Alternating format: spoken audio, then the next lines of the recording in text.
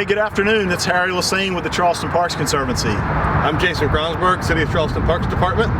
We're here today at the St. Julian Devine Community Center, the corner of Cooper Street and East Bay, to talk about the Conservancy's newest partnership with the City of Charleston on a capital project to renovate the park space around the city's community center on the east side. For those of you who may not know, the St. Julian Devine Community Center was years and years ago was one of the city's incinerators, garbage incinerators.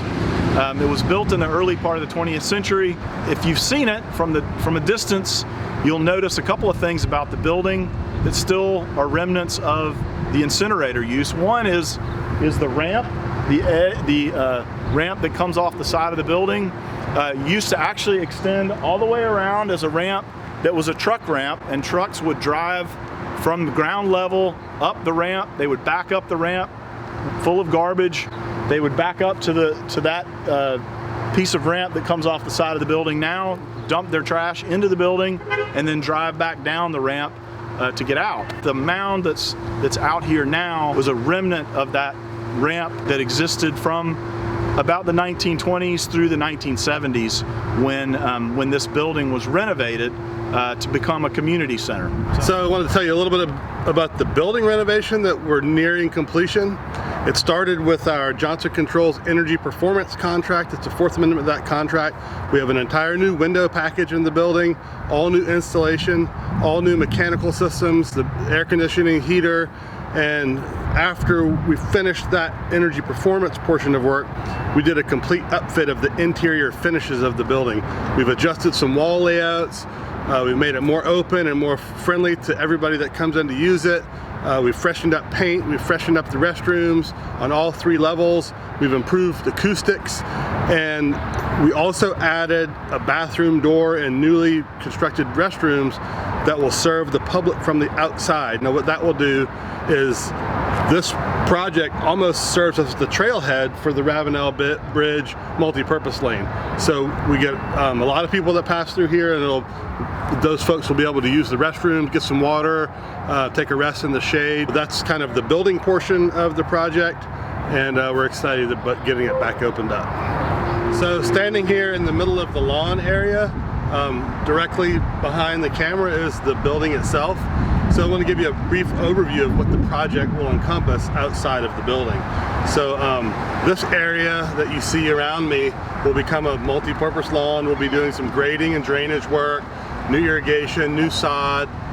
So that grass area will be a little bit more playable, a little bit more opened up than you see it now.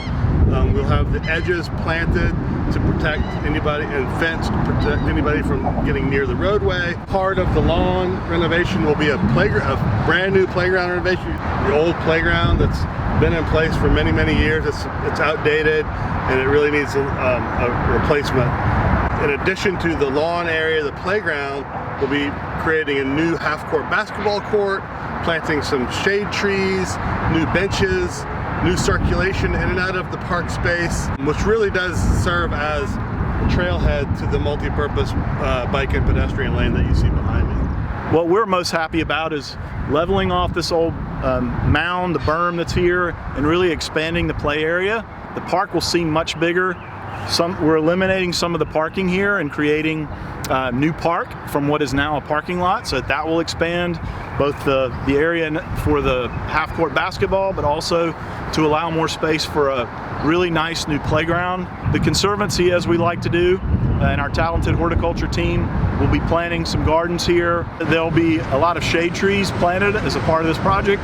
I want to highlight one of the aspects of the project is a memorial for Pug Ravenel, who is one of the founders of an organization that we work closely with, Charleston Trees. Pug and Charleston Trees are responsible for the avenue of oaks that you see all up and down East Bay Street.